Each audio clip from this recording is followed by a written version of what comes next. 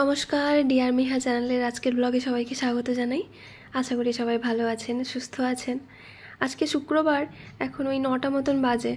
নেহা প্রতিদিনের মতো সকালে ঘুম থেকে উঠে দুধ খেয়েছে, যেটা ওর মিস যায় না কোনো দিনই।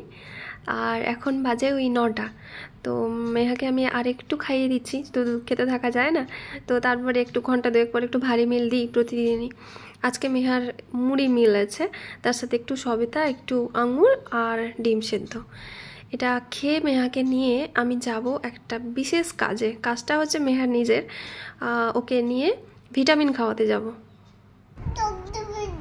রক্ত বেরিয়েছে? কোথায়? পোকা কামড়ে দিয়েছে? কি পোকা? কোথায় কামেছে? এত বড় পোকা? কোথায় কামেছে? ছুটে ছুটে এসেছে?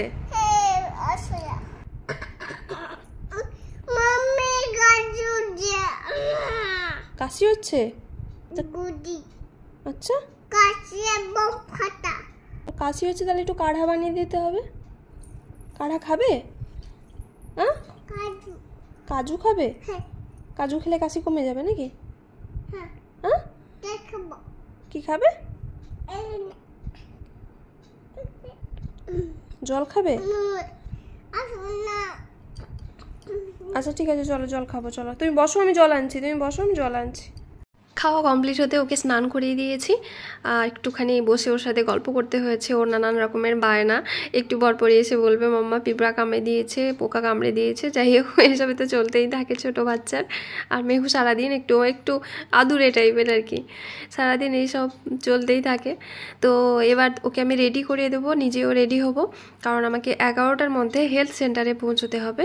আমাকে 2 দিন আগে হেলথ সেন্টারে দিদিমণি ফোন করেছিলেন যে আমাদের ঘরে দুটো বাচ্চা, এরা 2 মাসের বয়সের পার্থক্য এদের, তো দুজনের একসঙ্গে প্রায় সব কিছু চলতে থাকে।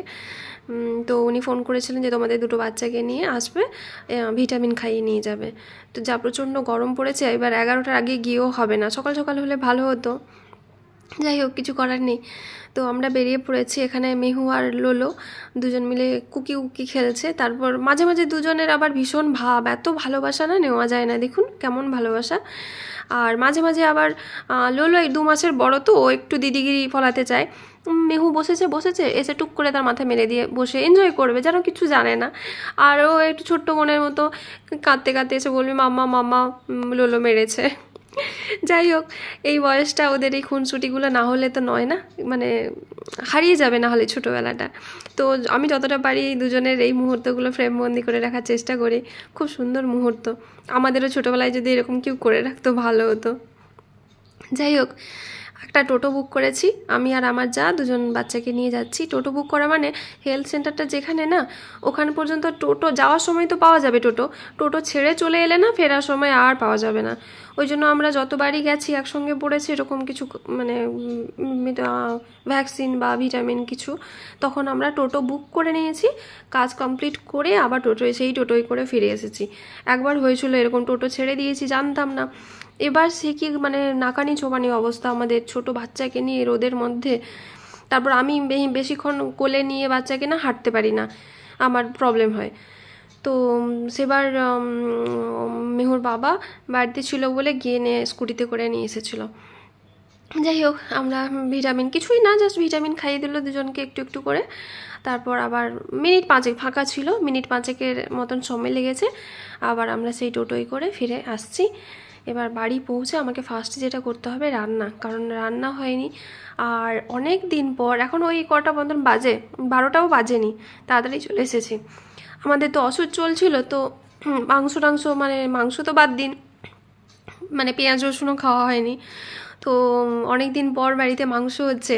আমি ভাবলাম যে না, তাড়াতাড়ি রান্নাটা করে ফেলি। আর মেহু মানে বাইরে থেকে ঘুরে এসছে মানে না, ও তাড়াতাড়ি ঘুমিয়ে যাবে। আর সব থেকে বড় ব্যাপার, স্নান করে নিয়েছে মানে ও বেশিক্ষণ থাকবে না, মানে ঘন্টাখানেকের মধ্যেও ঘুমিয়ে যায়। এখন একটু টিভি বসিয়ে দিয়েছি ওকে, মাসা অ্যান্ড বিয়ার, মেহুর ফেভারিট কার্টুন, সেটা ও দেখছে। আমি এর মধ্যে পট করে আমি তো মাংস বেশি রসিয়ে কষিয়ে রান্না করি না, মোটামুটি হালকার উপরে যতটা তাড়াতাড়ি করা যায়। তো পটাপট রান্নাটা করে নিয়ে তারপর তাকে খাইয়ে দিয়ে ঘুম পাড়িয়ে দেবো। তারপর আমার বাকি যা হবে হবে। আমিও তো স্নান টান করে নিয়েছি, আমার অত তাড়া নেই কিছু। তো রান্নাও মোটামুটি এখানে মশলা টশলা কষানো হয়ে গেছে, বাস একটুখানি জল ঢেলে দিলেই মাংস সেদ্ধ হয়ে যাবে। এই মাংসটা একটু নরম মনে হচ্ছে, কুকারে দিতে লাগবে না, এমনি সেদ্ধ হয়ে যাবে। নাহলে অন্য দিনে একটু কুকারে দিয়ে দিই, নাহলে মানে ভালো করে সুসিদ্ধ না হলে মেহু আবার খেতে পারে না, ওই ছিবড়ে ছিবড়ে হয়ে যায়, ফেলে দেয়। আলুটা আর ভাজলাম না, দিয়ে দিলাম, ভাজতে সময়ও লাগবে, প্লাস তেলও খাওয়া হয়ে যাবে বেশি, সুতরাং যত তেল কম খাওয়া যায় ততই ভালো, তাই এমনি আলুটা দিলাম। এবার ঝোলে ফুটিয়ে নিলে আলুও সেদ্ধ হয়ে যাবে, মাংস সুসিদ্ধ হয়ে যাবে, ব্যাস। চলুন আজকের ব্লগটা তাহলে এখানেই শেষ করছি।